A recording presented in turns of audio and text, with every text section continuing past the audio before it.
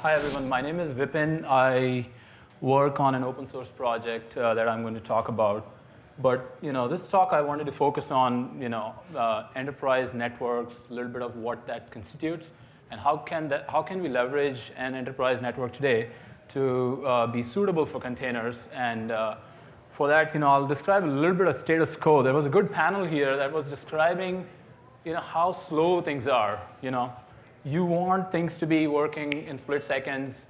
It doesn't move at that pace. Years is probably fast in many cases. So the status of enterprise data center is like there are a variety of topological network connectivities. That includes layer 2 networks, layer 3 networks, and some kind of fabrics which are integrated. Cisco provides one, Juniper provides one, and so those things, it varies, and those are the realities there. And then there are service devices. People want to deploy physical devices that implement some or other kind of service, let's say firewall or intrusion detection and those things. Load balancers also, you must have heard of F5s of the world and all that. So Citrix and all that. So yes, so that's a reality in enterprise networks today. I'll flip into containers very quick into this one. Do I move to the presentation mode? OK, much better. OK, so and then applications need not be stateless. To move to microservices-based architecture is going to take some time, and so they have applications that they have. Tooling from networking point of view is, you would guess, not so always modern in many cases. This is CLI, SNMP, old stuff, 15 years old stuff. REST, XML is coming up. A lot of devices are exposing that kind of things in there. And then mostly it's the tooling that has been built around that. That's the massive part of it. They know how to manage the network with the tooling that they have today. And those people are embracing SDN as we speak, just because they want to keep the consumption of infrastructure to be very agile as to how to acquire compute resources. The person in eBay was talking about spinning up the VMs based on OpenStack, things like that. And then environment is not homogeneous at all. There's bare metal, there's VMs, and now there's containers, and there are 3 citizens now. The journey has to be like 4, 5 years, 6 years, maybe 10 years journey to move things to the right set of applications and put them in the buckets. Operating system-wise, I know people are more familiar with Linux distros. That's great, but there is Windows out there in the world that still is working and running. Multi-vendor devices, interoperability, and tooling is built on top of that. So. But then there is a good desire to embrace containers. So people understand the value of containers. How can we keep this status quo and start leveraging, leveraging the containers? That's the topic for my discussion, and hopefully I'll have some time to demonstrate things here. So can network enable containers adoption? There is Docker, CoreOS, and Kubernetes schedulers that are doing a great job with respect to spinning up applications in a scale-out manner. But what's the role of network here? That's what I want to talk about a little bit more. So obvious stuff that network must do is scale, and be agile with respect to when containers come and go, distribute route information in the cluster, which is fast and all that. But more importantly, I want to get into the next set of things, like providing native connectivity. It solves some of the challenges.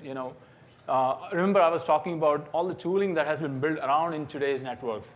How can they leverage those tooling? If you start providing containers as first-class citizens into the network, then that's possible. So it provides better visibility into where the container workloads are, what path are they taking. If an application-to-application connectivity is not working, you know exactly where the problem is if the network is able to see those container workloads. So that's an important part of it.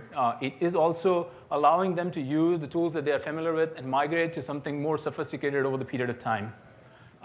Then finally, native connectivity can also give good performance to various types of topologies. So second point that I wanted to make was that whatever the networking does, it needs to work with whatever they have. You cannot say that flip around your network and then only you can deploy containers. Keep whatever you have. We'll insert networking into that as opposed to turning it other way around. So if you have layer 2 networks, that's fine. We can deploy containers, still give you native connectivity and all that. If you have L3 networks, awesome. Or if you have fabrics, then that should work too. And then, doing traffic segregation. Do we need separation of network traffic from production testing? Of course, we all want to utilize the spare CPU bandwidth which is available so that we can run some test applications alongside production and staging applications. But can we really ensure that from network point of view, they are isolated in a way that they don't affect each other? Not only that, there's absolute guarantee that you cannot even ping the IP address of the container from each other.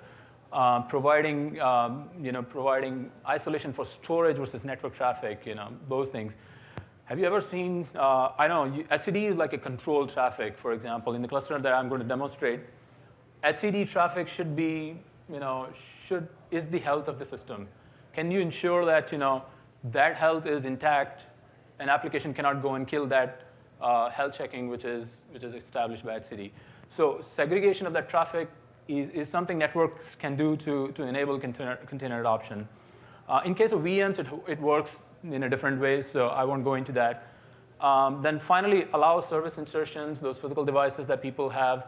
They have pretty good, reasonable comfort level with folks. Allowing them to be inserted in the container ecosystem would be a great step to start enabling there. And then finally, network as load balancer is a very important value that it can bring into. And I'll talk about how that could be done. But effectively, advertising a virtual IP routes from multiple hosts so that you can attract traffic, the north-south traffic, to different hosts is the way you would do it.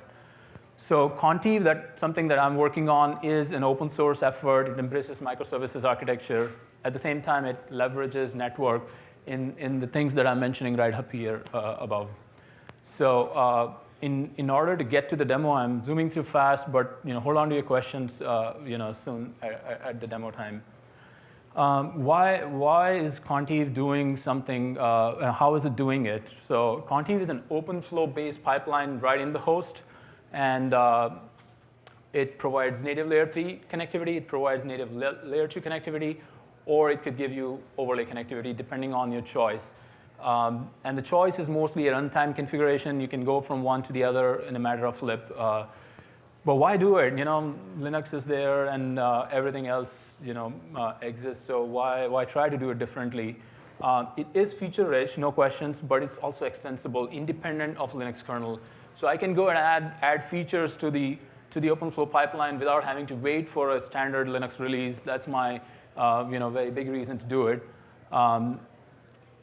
Someone took the Contiv code and deployed this to make it work with MPLS. I don't know if you guys know what MPLS is. It's a multipath label switching protocol wherein you can use label switching to get the application guarantees quite well. For certain applications, it might be quite useful. So that's the extensibility that I'm talking about.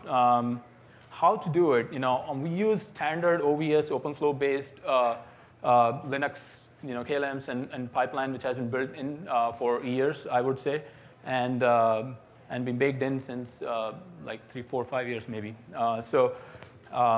And then we also built some homegrown tools, Go libraries to access the data path and modify the data path depending on what exactly is needed. I'll talk a little bit about how we implement policies using that in the demonstration. And a typical pipeline for Contiv looks like you do an input table lookup and then VLAN or VRF identification, which is really the tenancy identification. And then you do the destination group lookup, do the policies on the host, and then do destination lookup, and then do rewrite. Rewrite is saying whether I do MAC rewrite if I'm routing. If I'm in L3 mode, I'll do MAC rewriting. If I'm overlay mode, then I'll rewrite that with VXLAN tunnel, things like that. So this is extensible pipeline. It could change. Like I said, this is what we chose. It fits all the functionality and things we need. OpenFlow allows up to 255 tables, so we are only using like 6 out of those, and plenty of room to grow there. So with this, I'll jump a little bit into demo. So I think you guys are more familiar with the nodes that are connecting up in cloud somewhere. Has anyone configured a physical networking switch here? Oh, OK, great. It's more than I expected, really.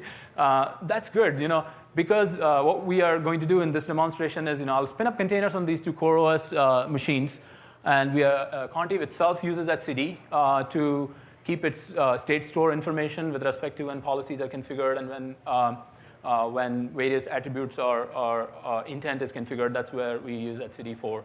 And then route distribution, we are going to use something different. Contiv implements CNM, CNI plugins for networking.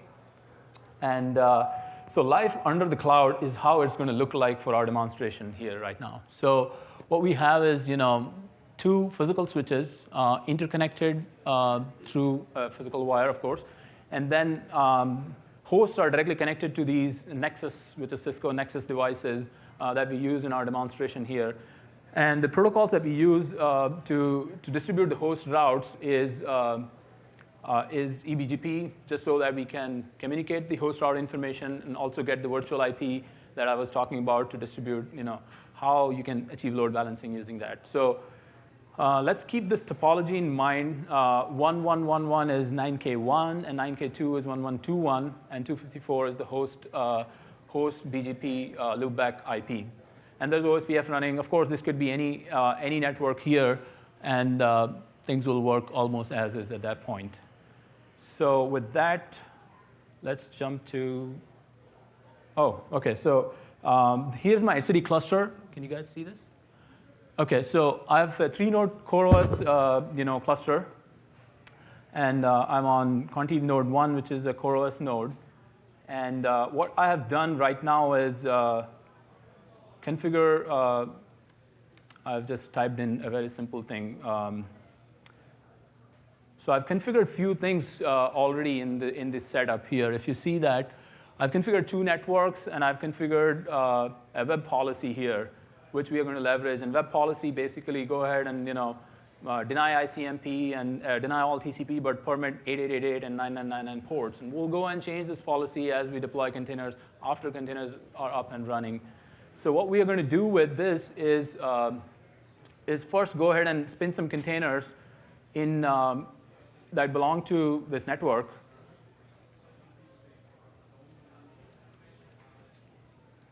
So let's call this, container 1, and make it belong to network net1 that I had. I had a very small, Alpine image which is downloaded here. So with this, this container will spin up, and on other hosts, let's spin up another container very quick. So those are 2 nodes that I'm going to run containers on. We call that container 2, and then specify the network as net1, which we saw was previously configured. And then, OK, so this is my second container. Both of these containers are, sorry about that.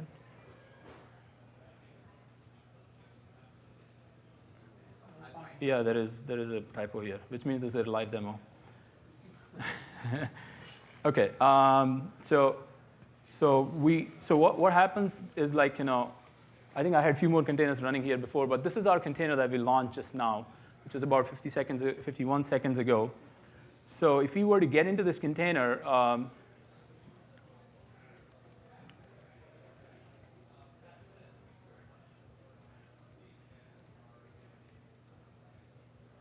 OK, so I'll just shell into the container, and then we'll examine the networking, which of course would have obtained the IP address from the network that we had created, which was 10.11.10/24. If I go to a different node and go back into this container,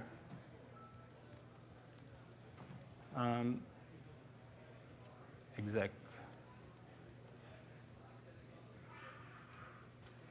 OK, so that's my second container. What I'll do is, just do a simple ping test, which we have not applied policy on these containers yet. I'll talk about how to apply policy right after. So if I were to ping container 2, so what you're seeing is that this ping is working, but what's the value of network? Like coming back to the theme of my talk, which is that this container is actually going through the rest of the network natively, which means if I were to do trace route on this packet towards this container, then we'll see what all are the, let me just disable the DNS lookup on trace route, because otherwise it'll time out for quite some time. So here, what you see is that it's traversing those 3 nodes when it reaches the destination container. So from networking point of view, I mean, I have access to the switch as well. For example, let me log onto the switch. And what has happened is that, so like I talked about, we were using BGP to communicate these routes. So this is the BGP session, which is established from 111 to 54 from the host. And when I trace routed the packet, it's telling me that it's going to the uplink switch, it's going to the next hop switch. That's our topology here, right? So it goes from this to my uplink switch, then goes to the left switch, and then goes to the target container, which means that now I can see if someone tells me that if my application is not running, connectivity is bad, or there is buffering issues on those network devices somehow, I can trace it to find out that, oh, looks like these links are loaded. I know that between this node to that node, I'm not able to have decent connectivity. So obviously, if I were to go and go to the switch and try and ping my container, that should work.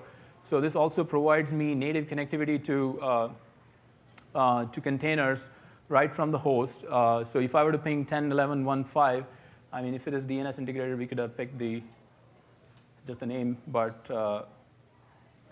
so not only I can, this is like one good flat network here that I'm talking about.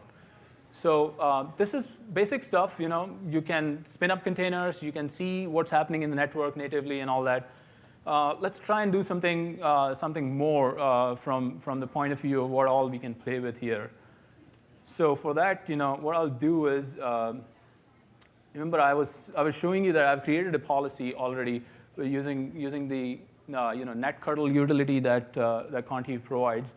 And you can add various rules and permit deny rules on there. Priority is inverse. 1 is a low priority. So if you're reading these rules, means that we will allow these 2 TCP ports and deny everything else on TCP, also deny ICMP. So with that, this policy is belonging to a group. So what we do is then let containers belong to various groups and associate policies with those groups. So then your applications can truly scale out without you having to change anything on the policies front. So you can expect to run maybe 10 containers, 20 containers that belong to a group. They will get the policy that you define against group. It also reduces the number of rules that we have to install so that we just install a policy against a group. And of course, you can have a few containers in a group if that's what you need. So with this policy, what we'll do is spin up another container, go back to node 1, and scroll up. And I'm going to call this, let's say, secure container, and have it belong to policy, which is webpolicy.network, which is the same network. So what I'm doing here is I'm not tying the networks to the policy domain here. Your policy domain is a collection of applications that needs that share a given policy domain containers. So grouping of containers for policy is decoupled from the networking. So you can have one big giant /16 network and still isolate these containers with each other using the policies that I'm talking about. So let's run this container. What we expect to happen in this case is that if you go back to this topology, I'm going to reach out to node 1, and from node 2, I'll try to reach out the block ports, of course, that should not be allowed. And the permitted ports, it should allow between those containers just working fine. And of course, Contiv itself is running as a container, but it runs in the host namespace because it needs to manipulate various hosts and all those things in here. So let's get into the container.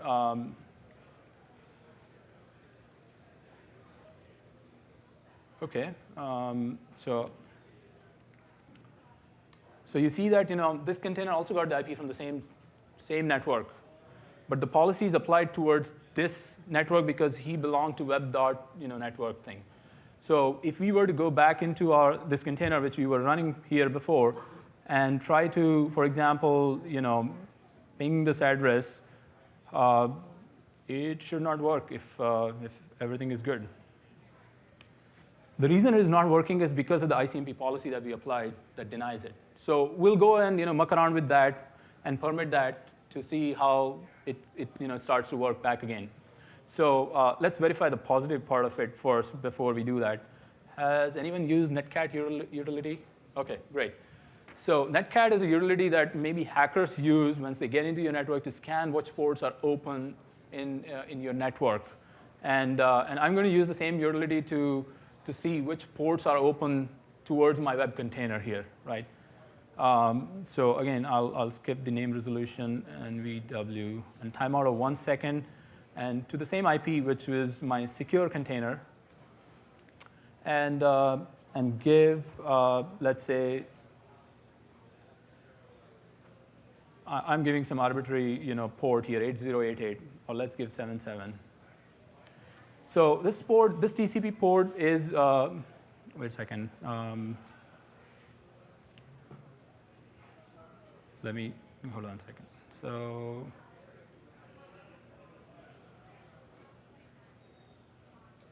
yeah. So what I wanted to do was, allow this.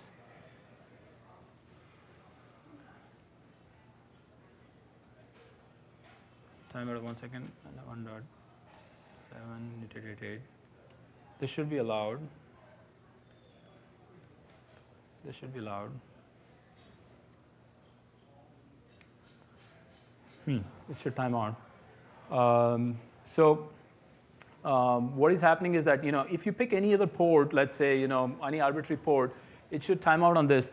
Note that timeout operation is really an indication that network is dropping the packet and not that it's reaching the TCP/IP stack of the target container and then getting an effect of it getting dropped. So what we want to do now is let's quickly go and change some of the policy here. Let's delete this rule for 9999 altogether.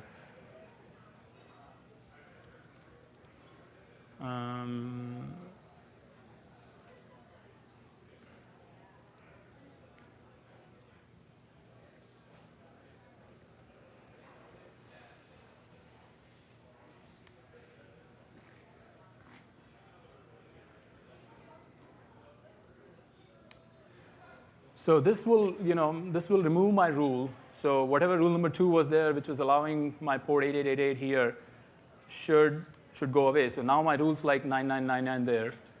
So if things are working here, if I go back and check 8888, it should time out, which is what you would expect an ops person to dynamically react to. We talked about vulnerabilities quite a bit. But how do you dynamically react to these vulnerabilities and say that this container is bad, just stop traffic towards this container. This port was not supposed to be allowed, and things like that. So it kind of ties back into this. But going back to my original point as to what does network have to do with it here, and let's go and play with the physical network as well. So what I've done is so I've created an access rule on the switch now, which is what most of the NetOps people use to see what's going on, to monitor, to play with things and all that. So what we'll do is we'll go to the switch and match all the traffic on containers and drop the traffic. Of course, dropping the traffic is not typically what people do. They will try to, I don't know if people know the term called span, which is like copying all the traffic for monitoring to a different server on a network device. It's a feature called span or ER span. But what that feature does is that you can match on whatever traffic that you're interested in, copy the packet, analyze it using ETH Analyzer or some favorite tool to know what traffic is flowing between networks. So with the native visibility now, we'll use an access-based rule.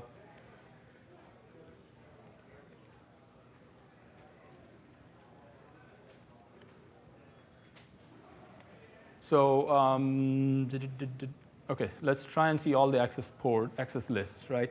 So I've created an access list which I call match containers. This is like a container bomber, which means I don't want to allow any containers in this traffic. Of course, this is based on my subnet here. So what I'll do is, if you look at the configuration on this switch,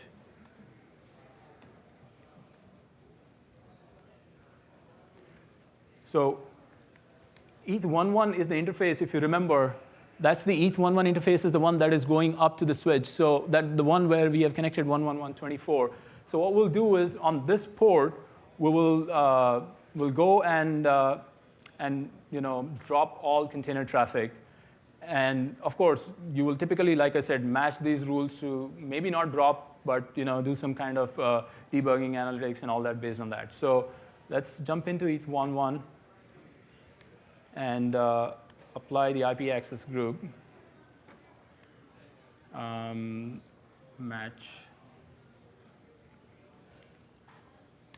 OK, so now I have my matching done.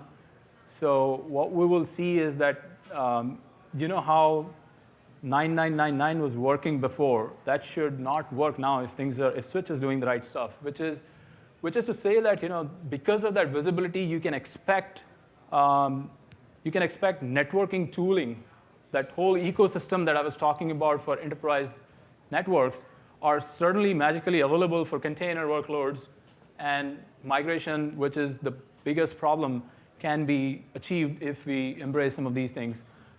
With that, I will pause if there is any question. Maybe we can look at a few more things if you choose to. Any questions?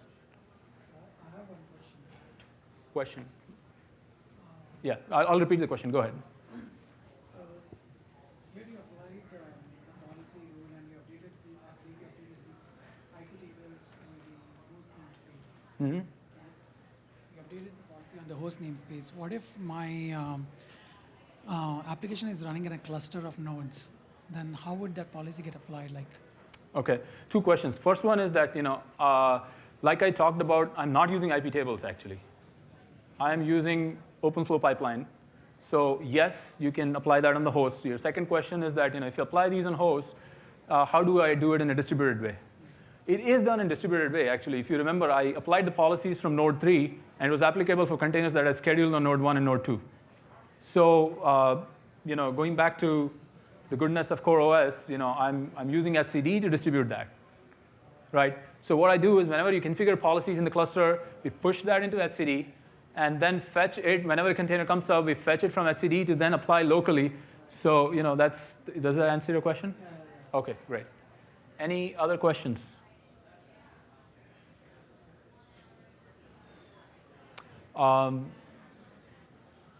Feel free to check with me. I'll send some pointers. If you can check this out and try these things out on yourself. If you go to Contiv page, there are a lot of documentation with respect to how you can try that. This is a topology that I copied into my slide, really, that you can replicate it. And as long as you configure the switching gear that you have in your labs accordingly, this should work just fine. Like I said, Contiv is not just giving layer 3 access, but if you have layer 2 networks, will work fine with that. Apply policies right on the host instead of doing it. Also integrates with the SDN solutions. So with that, I guess I'm done. Feel free to ask any questions if you have now, or catch me later. OK, thanks.